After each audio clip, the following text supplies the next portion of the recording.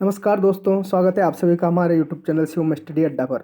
आज का जो अपना वीडियो कंटेंट है ये आधारित है आपके रीट मुख्य परीक्षा लेवल 2 में जो आपका एसएसटी सब्जेक्ट है उससे संबंधित ये 70 प्रश्न हैं। और इन 70 प्रश्नों को जो है आपके दैनिक भास्कर के द्वारा प्रकाशित किया गया है। और इन प्रश्नों को तैयार किया गया है आपके परिष्कार वर्ल्ड के या परिष्कार कोचिंग के द्वारा। तो ये 70 प्रश्नों के ऊपर हम बात करेंगे दोस्तों। और इससे पहले के जो आपके मॉडल पेपर थे वो मैंने अपने यूट्यूब चैनल शिवम स्टडी अड्डा के ऊपर अपलोड कर रखे हैं। आप वहाँ जा पे देख सकते हो और इस वीडियो के बाद में ये इसकी पीडीएफ भी आपको वहाँ पे मिल जाएगी। तो दोस्तों ये 70 प्रश्न जो है आपके बहुत ही महत्वपूर्ण साबित होने वाले हैं। ये आपके एसएसटी वालों के लिए ही नहीं, आपके जो लेवल 1 वाले हैं और जो दूसरे सब्जेक्ट से हैं उनके जो जीके है उसके लिए भी बहुत ही इंपॉर्टेंट साबित होने वाले दोस्तों। तो वीडियो शुरू करते हैं। और हाँ, अगर आप नए हैं तो प्लीज़ चैनल को सब्सक्राइब कीजिए, अपने दोस्तों के साथ में शेयर कीजिए, है ना। तो पहला प्रश्न है आपका कि नमक सत्याग्रह किस वर्ष प्रारंभ हुआ। तो दोस्तों जो है आपका नमक सत्याग्रह के लिए 12 मार्च 1930 को जो है गांधी जी ने 78 अपने अनुयायियों के द्वारा साबरमती से दांडी की यात्रा की। और यहाँ पे 5 अप्रैल को पहुँचे और 6 अप्रैल को इन्होंने क्या किया, जो है 6 अप्रैल 1930 को नमक बनाकर नमक कानून तोड़ा, है ना। तो ये इसका हो जाएगा आपका वर्ष 1930। दूसरा क्वेश्चन है दोस्तों आपका कि गांधी इरविन समझौता जो कि 5 मार्च 1931 को हुआ किससे संबंधित है। तो जो है आपका गांधी इरविन समझौता ये आपका जो है सविनय अवज्ञा आंदोलन है, इसको जो है बंद कराने से संबंधित था, जो को गांधी जी और इरविन के बीच में हुआ। इसके तहत जो है आपकी कुछ मांगे थी कि सविनय अवज्ञा आंदोलन को स्थगित किया जाए, दूसरे गोल में सम्मेलन में भाग लिया जाए, ये भी मान ली गई। परंतु सबसे बड़ा इसका जो असफलता वो यही थी कि जो है गांधी जी भगत सिंह, राजगुरु और सुखदेव की फांसी को जो है वो कैंसिल नहीं करवा पाए। तो इसका आंसर हो जाएगा आपका सविनय अवज्ञा आंदोलन। भारत एवं पाकिस्तान का विभाजन किस योजना के तहत हुआ। तो भारत और पाकिस्तान का विभाजन जो है दोस्तों आपको आपका माउंटबेटन योजना के तहत हुआ, जो कि आपके जो है माउंटबेटन 34वें वाइसराय थे। तो जो है ये योजना जो है 3 जून 1947 को जो है वो आपकी माउंटबेटन योजना घोषित हुई। नेक्स्ट क्वेश्चन है आपका कि भारतीय स्वतंत्रता संग्राम के संदर्भ में निम्नलिखित घटनाओं पर विचार कीजिए और इनको घटनाओं का कालक्रम अनुसार, यानी आपको इनका साल वाइज जमाना है। तो देखो दोस्तों, अगर मेरठ षड्यंत्र केस की बात करें तो ये आपका जो है मार्च जो है 1929 को हुआ। इसके तहत जो है आपके लोगों पे, मार्क्सवादी लोगों पे मुकदमे चलाए गए। गांधी इरविन समझौता जो है आपका 1931 की घटना है। और मैकडोनाल्ड का सांप्रदायिक पंचाट जो आपका किससे संबंधित था, पूना पैक्ट से संबंधित था। तो जो है आपका पूना पैक्ट जो है आपका 1932 में आया, है ना। तो ये 29, 31, 32, तो आपका पहला, दूसरा और तीसरा इसका सही आंसर हो जाएगा। नेक्स्ट क्वेश्चन है आपका सिंधु घाटी सभ्यता कहाँ तक विस्तृत है। तो दोस्तों अगर सिंधु घाटी की बात करें आपकी, तो ऊपर आपका जो है माडा, यहाँ पे बात करें पूर्व में तो आपकी आलमगीरपुर जो आपकी यूपी में है। और यहाँ की बात करें आपकी दक्षिण की, तो देमाबाद जो है आपके महाराष्ट्र में है। और अगर पूर्व की बात करें, पश्चिम की बात करें सॉरी, तो आपका जो है सूत कांडोर जो आपका पाकिस्तान बलूच प्रांत में है ना। तो इसका आपका जो है ऑप्शन के हिसाब से पंजाब, राजस्थान, गुजरात, उत्तर प्रदेश, हरियाणा, सिंध और बलूचिस्तान इसका सही आंसर हो जाएगा। नेक्स्ट क्वेश्चन है आपका कौन से 3 वेद संयुक्त रूप से त्रयी या वेद त्रयी कहलाते हैं। तो वेद त्रय में आपका जो है ऋग्वेद, यजुर्वेद और सामवेद शामिल है, इसमें अर्थवेद को शामिल नहीं किया गया है। तो इसका पहला आंसर आपका सही आंसर हो जाएगा। नेक्स्ट क्वेश्चन है आपका एशिया माइनर स्थित बागोचकोई का महत्व क्या है, इसलिए है क्योंकि। तो दोस्तों अगर बागोचकोई अभिलेख की बात करें तो ये 1400 ईस्वी पूर्व का जो है वो अभिलेख है। इसको जो है 1907 में जो है आपका किसके द्वारा खोजा गया, विंकलर महोदय के द्वारा इसको खोजा गया, है ना। तो यहाँ से जो है इसके जो है 4 वैदिक देवताओं के प्रमाण मिलते हैं। तो वह जो अभिलेख प्राप्त हुआ है इसमें 4 वैदिक देवताओं इंद्र, वरुण, मित्र और नाथसे का उल्लेख है। और एशिया माइनर जो है आपका तरकीब है। अगला क्वेश्चन है आपका सूची 1 को सूची 2 से आपको जो है मिलाना है। एक तरफ जो है आपके जनपद दे रखे हैं, एक तरफ उनकी राजधानी आपको दी हुई है। तो देख गांधार जो है, गांधार की राजधानी आपकी क्या है। तो आपकी जो है गांधार की राजधानी जो है आपकी वो क्या है, तक्षशिला है ना। तो एम 4 हो जाएगा।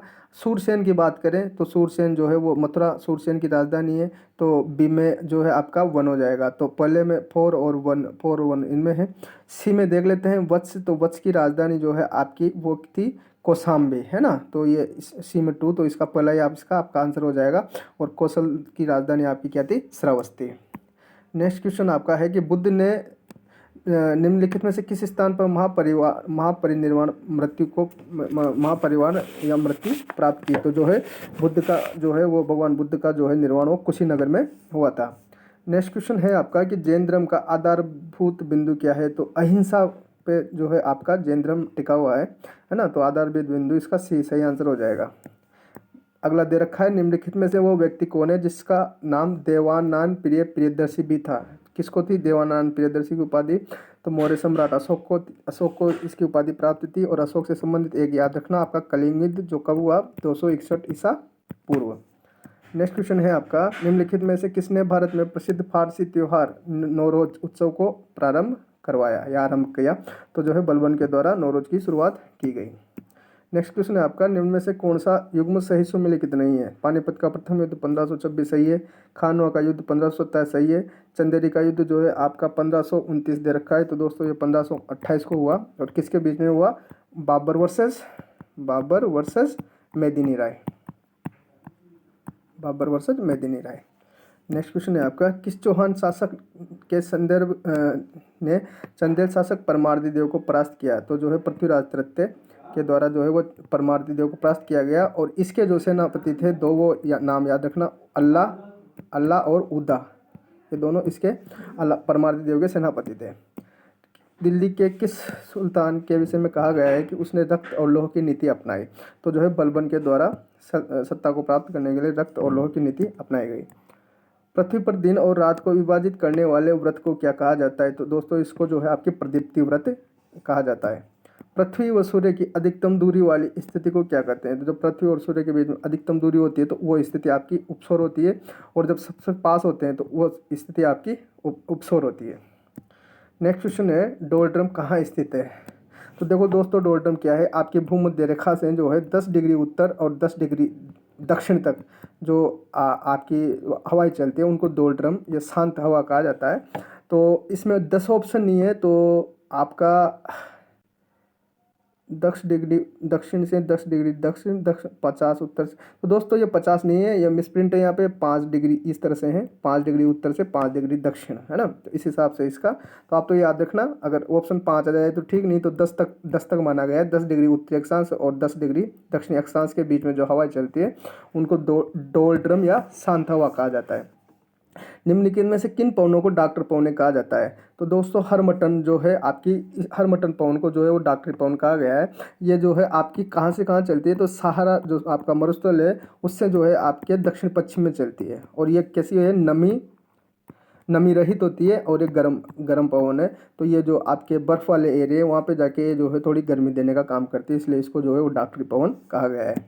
नेक्स्ट क्वेश्चन है आपका, विश्व में सबसे ऊंचे ज्वार कहाँ आते हैं? तो विश्व में सबसे ऊंचे ज्वार जो है वो फंडी की खाड़ी में आते हैं, जो कि आपकी कनाडा के तट पर स्थित है।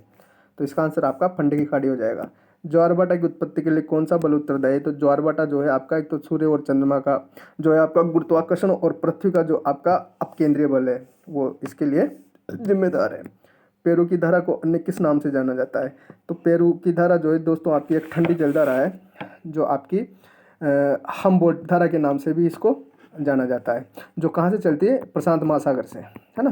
प्रशांत महासागर में चलती है पेरू की धारा।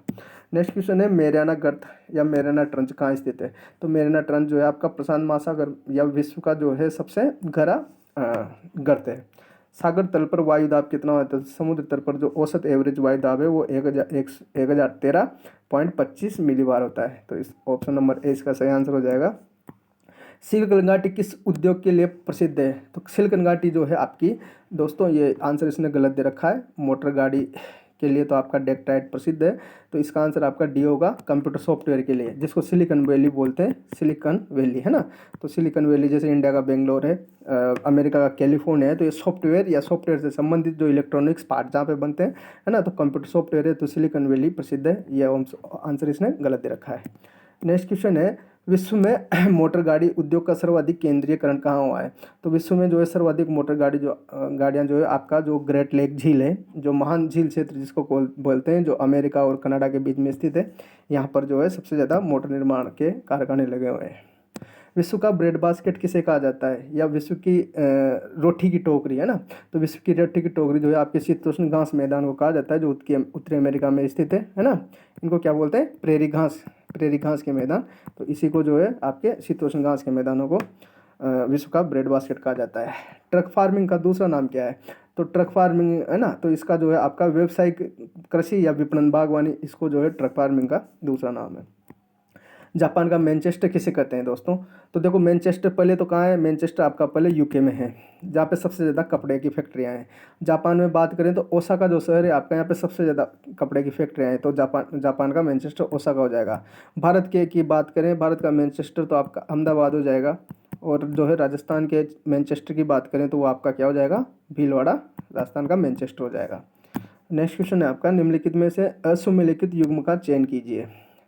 तो जो है आपका चीनी मिल और संबंधित स्थान, तो राजस्थान सहकारी कताई मिल गुलाबपुरा भीलवाड़ा, गंगापुर सहकारी कताई मिल भीलवाड़ा, श्री गंगानगर सहकारी कताई मिल श्री गंगानगर। तो दोस्तों ये श्री गंगानगर में कताई मिल नहीं है, शुगर मिल है ना, तो ये ऑप्शन इसका जो है आपका सुमेलित हो जाएगा। नेक्स्ट क्वेश्चन है आपका, भारतीय संविधान की कौन सी विशेषता नहीं है, तो लोकतांत्रिक है, पंथनिरपेक्ष है ना, और जो है संसदनात्मक भी है, पर अध्यात्मक शासन नहीं है यहाँ पे, तो इसका ऑप्शन नंबर सी हो जाएगा। निम्नलिखित उद्देश्यों में से कौन सा एक भारत के संविधान की उद्देशिका में शामिल नहीं है, विचारों की अभिव्यक्ति है, विचारों की स्वतंत्रता है, अभिव्यक्ति की स्वतंत्रता है, आर्थिक स्वतंत्रता की बात दोस्तों कहीं भी नहीं की गई है ना, तो वो आर्थिक स्वतंत्रता जो है संविधान में शामिल नहीं है। भारतीय संविधान सभा की अंतिम बैठक कब हुई, तो भारतीय संविधान सभा की बैठक जो है आपकी 26 जनवरी से 2 दिन पहले 24 जनवरी 1950 को जो है आपकी अंतिम बैठक जो है वो संविधान की 24 जनवरी 1950 को हुई। भारतीय संविधान का कौन सा अनुच्छेद अस्पृश्यता या छुआछूत का अंत करता है, तो आर्टिकल जो है आप 17 आपका जो है वो अस्पृश्यता के लिए है। समान नागरिक संहिता यूनिफॉर्म सिविल कोड जिसको कहते हैं का प्रावधान भारतीय संविधान के कौन से में, तो दोस्तों ये बहुत चर्चा में, इसको याद रखना। आर्टिकल आपका जो है 44, जो कि अब तक जो है केवल मात्र जो है वो गोवा के द्वारा समान आचार संहिता लागू की गई है, बाकी किसी भी राज्य में नहीं है। संसद के दोनों सदनों का संयुक्त अधिवेशन का आयोजन होता है, तो संयुक्त आयोजन जब होता है जब किसी चीज मतभेद हो और उसको पारित कराना हो, तो एक ऐसे साधारण विधेयक पर विचार करने और उसे पारित करने के लिए जिस पर दोनों सदनों में मतभेद हो। राष्ट्रपति की समाधान शक्ति का उल्लेख क्या है, तो समाधान शक्ति है आपकी आर्टिकल 72 अनुच्छेद 72 में। निम्न में से कौन सा तथ्य असत्य है, तो जो है आपका अनुच्छेद राष्ट्रपति पद 52 में सही है, राष्ट्रपति कार्यकाल 56 सही है, 56 सही है, राष्ट्रपति पद की योग्यता 58 सही है, पद की शर्तें जो है ये 57 में नहीं है, ये गलत हो जाएगा आपका। प्रधानमंत्री के कर्तव्यों का प्रावधान संविधान के किस अनुच्छेद में दिया गया है, तो जो है प्रधानमंत्री के कर्तव्य जो है आपकी रेस्पॉन्सिबिलिटी जो आर्टिकल 78 में है। उच्चतम न्यायालय के न्यायाधीशों की नियुक्ति किसके द्वारा की जाती है, तो सुप्रीम कोर्ट के जो है न्यायाधीशों की नियुक्ति जो है आपकी वो राष्ट्रपति के द्वारा, भारत के राष्ट्रपति के द्वारा जो है CJI की सलाह से की जाती है।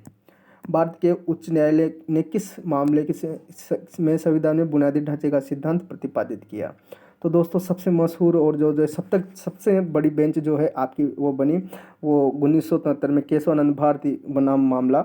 इसमें जो है आपके 13 जजों की पीठ थी, जिसमें 7-6 से निर्णय दिया गया कि संविधान में जो है वो परिवर्तन किया जा सकता है, परंतु मूल ढांचा उससे प्रभावित नहीं होना चाहिए। तो ये जो है जो है ये बुनियादी ढांचे का सिद्धांत या मूलभूत सिद्धांत जो है वो केशवानंद भारती बनाम इसमें केरल राज्य में दिया गया। राज्य की कार्यपालिका शक्ति राज्यपाल में निहित होगी, ये संवैधानिक प्रावधान संविधान के किस अनुच्छेद में, तो बहुत ही आसान क्वेश्चन है दोस्तों, आर्टिकल जो है 154 में यह चीज़ कही गई है। निम्नलिखित में से भारतीय संविधान का कौन सा अनुच्छेद राज्यपाल को राज्य विधानमंडल में विश्रांति काल में अध्यादेश प्रख्यापित करने की शक्ति प्रदान करता है, तो जो है जब आपकी विधानसभा नहीं चल रही हो तो राज्यपाल आर्टिकल 213 के तहत जो है आपका अध्यादेश जारी कर सकता है। 73वां संविधान संशोधन अधिनियम कब लागू हुआ दोस्तों, तो 73वां संविधान संशोधन जो है आपका वो वैसे तो जो है पारित किया गया आपका 23 अप्रैल को माना जाता है, पर अब ऑप्शन में नहीं है, तो आपको जो है ये 24 अप्रैल और जो है 24 अप्रैल 1993 को जो है आपको ये लागू हुआ। इसमें जो है आपकी कौन सा पंचायत राज पंचायत राज जोड़ा गया। 11वीं अनुसूची जिसमें जो है आपके कितने 29 विषय शामिल थे। तो इसका आंसर हो जाएगा आपका 24 अप्रैल 1993। सरकारी आयोग किसकी समीक्षा के लिए गठित किया गया दोस्तों? तो सरकारी आयोग का संबंध जो है आपको राज्य और केंद्र के बीच में जो उठापटक या जो संबंधों की स्टडी के लिए इसको बनाया गया, केंद्र और राज्यों के मध्य संबंध में। भारतीय खाद्य निगम की स्थापना कब की गई, यानी एफसीआई जो है आपका कब बना? तो एफसीआई आपका जो है 1965 में जो है एफसीआई स्टेबलाइज हुआ। संशोधित सार्वजनिक वितरण प्रणाली का संबंध किससे है? तो संशोधन जो है सार्वजनिक वितरण प्रणाली जो आपकी आई वो 1992 में जो है वो इसको लागू किया गया। योजना आयोग की स्थापना किस समिति की सिफारिश के आधार पर की गई? तो जो आपका योजना केसी नियोगी समिति थी आपकी, केसी नियोगी समिति, नियोगी आयोग या नियोगी समिति, उसकी सिफारिश पर आपका योजना आयोग बना। उपभोक्ता संरक्षण अधिनियम 2019 को कब लागू किया गया? तो उपभोक्ता संरक्षण 2019 आपका जो है वो जुलाई 2020 है ना, तो जुलाई 2020 को, या एग्जैक्ट डेट है आपकी 20 जुलाई 2020। मानव विकास सूचकांक में विभिन्न देशों का क्रम निम्नलिखित में से किस स्कोर पर आधारित होता है? तो जो है इसमें पॉइंटों में रेटिंग की जाती है दोस्तों। तो 0 से 1 के बीच में जो है आपका इसमें स्कोर दिया जाता है। वर्ष 1951 में भारत की राष्ट्रीय आय का अर्थव्यवस्था के कौन से क्षेत्र में सबसे कम योगदान रहा? तो 1951 में बात करें दोस्तों तो जो उद्योग थे वो बहुत ही पिछड़े हुए थे, तो सबसे कम उस समय में जो है आपका उद्योगों का अंशदान था। प्राथमिक क्षेत्र का संबंध कौन सी गतिविधियों से है? तो प्राथमिक क्षेत्र में जो है दोस्तों बहुत चीज़ें आती है आपकी, जो कृषि और जो खेती से डायरेक्टली जुड़ी हुई होती है। तो मुर्गी पालन भी डायरेक्ट आपका इससे, वन उपज भी, मछली पालन भी, तो ये सभी जो है आपके जो है वो प्राथमिक क्षेत्र या प्राइमरी सेक्टर जो है। भारत में आर्थिक विकास को प्रभावित करने वाला कारक कौन सा है? तो देखो जनसंख्या का भी प्रभाव पड़ता है, आर्थिक पर्यावरण भी है, संसाधन में तो जितने भी हैं सारे जो है आपके भारत की इकोनॉमिक ग्रोथ को प्रभावित करते हैं।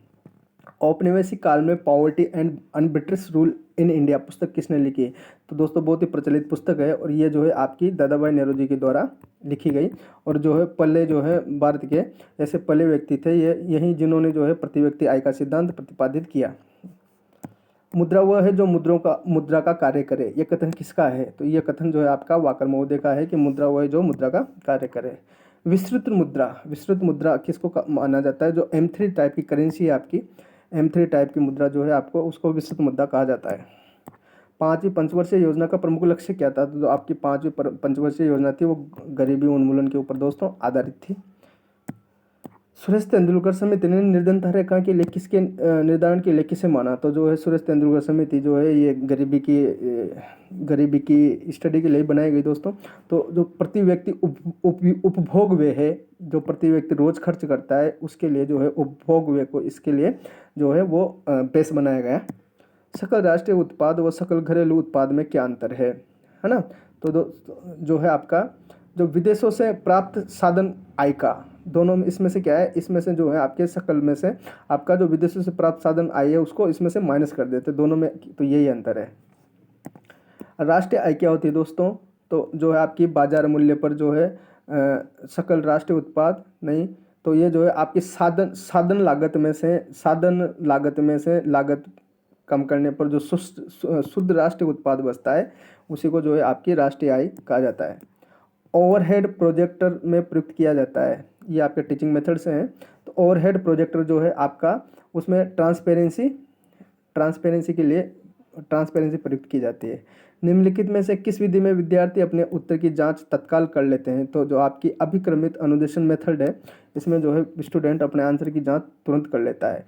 किलपैट्रिक ने प्रायोजना के कितने प्रकार बताए? तो जो है 4 टाइप की किलपैट्रिक ने प्रायोजना बताई। समस्या समाधान उपागम का गुण नहीं है, तो जो है वो प्रदत्त समस्या में पाठ्यक्रम का पूर्ण न होना, और पाठ्यक्रम में संगठनात्मक रूप पर बल दिया जाता है, तो ये आपका मॉरिसन उपागम ने